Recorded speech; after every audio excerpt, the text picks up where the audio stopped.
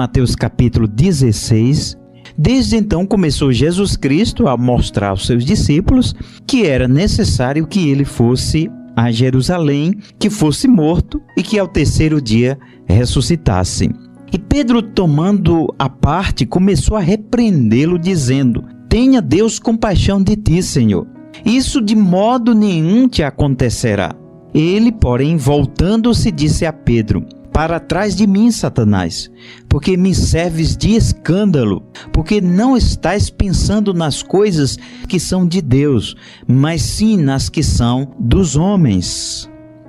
Pedro tinha acabado de pronunciar a frase mais bonita do cristianismo, que Jesus era o Cristo, Filho do Deus vivo.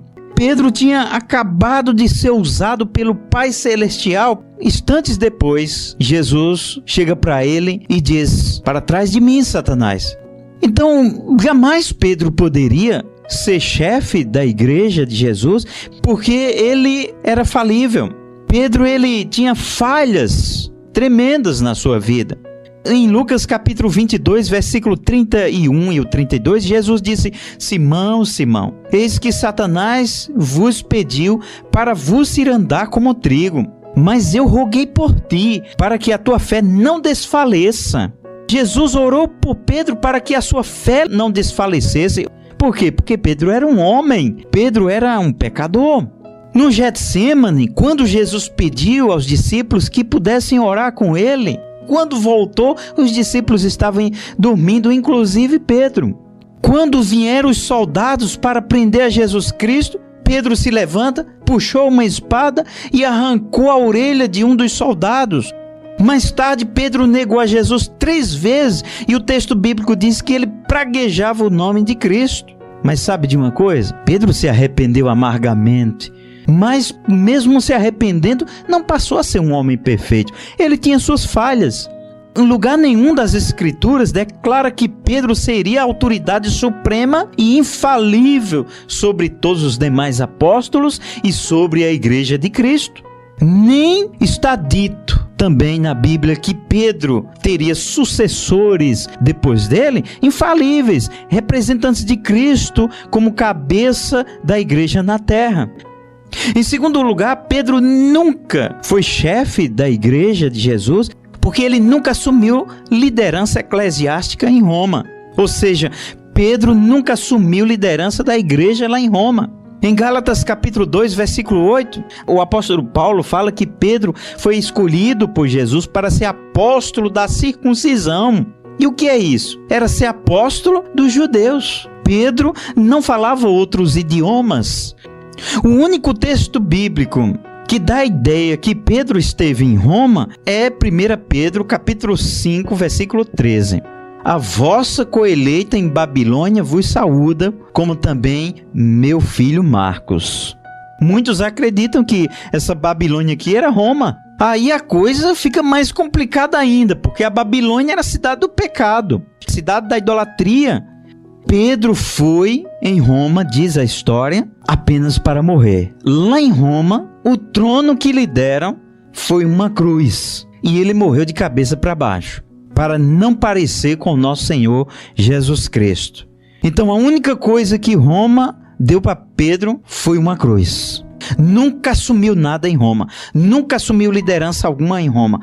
Em terceiro lugar, Pedro nunca foi chefe da igreja de Jesus, porque nunca aceitou a adoração dos homens. Em Atos capítulo 10, versículo 24, quando Pedro se aproximava à casa de Cornélio. Quando Pedro ia entrar, veio-lhe Cornélio ao seu encontro e, prostrando-se aos seus pés, o adorou. Mas Pedro o negou, dizendo: levanta-te, eu também sou homem como você. Pedro sabia que a adoração pertencia somente a Deus. Pedro era uma criatura e não o Criador.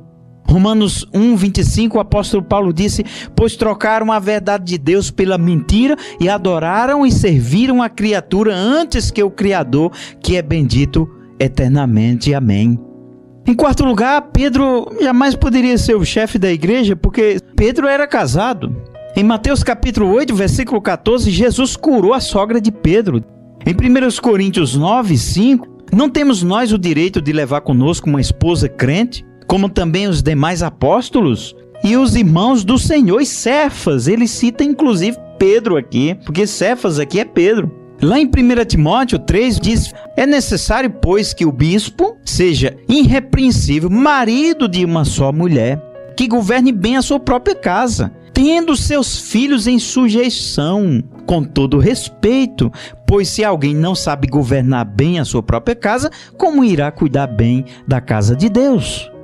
Bem, em quinto lugar, Pedro nunca foi chefe da igreja de Jesus, porque nós não temos necessidade de um chefe humano e terreno da igreja de Deus, porque Deus já deixou a sua palavra, a Bíblia Sagrada, como manual da igreja, e deixou também conosco o Espírito Santo como guia dos cristãos.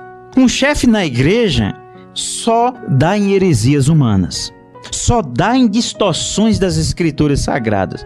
Estamos vivendo tempos difíceis, tempos de apostasia, em que muitos têm se desviado da fé evangélica, onde seus líderes têm nas mãos o domínio total e soberano de suas instituições. E isso se chama de culto à personalidade, onde um homem é o centro de tudo. E estes não pregam mais arrependimento, abandono dos pecados, a renúncia de si mesmo. A igreja de Jesus Cristo precisa se acordar para perceber que isso não é avivamento, isso não é crescimento saudável. O crescimento saudável é dentro da palavra. Se a pessoa não conhecer a palavra de Deus, vai ser facilmente enganada. A nossa fé deve estar baseada tão somente em Jesus Cristo.